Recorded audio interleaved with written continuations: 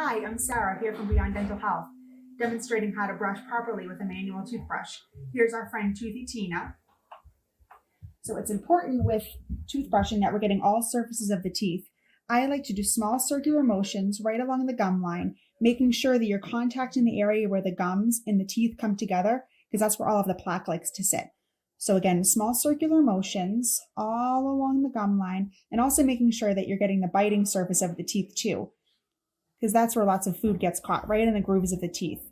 So gentle circular motions all along.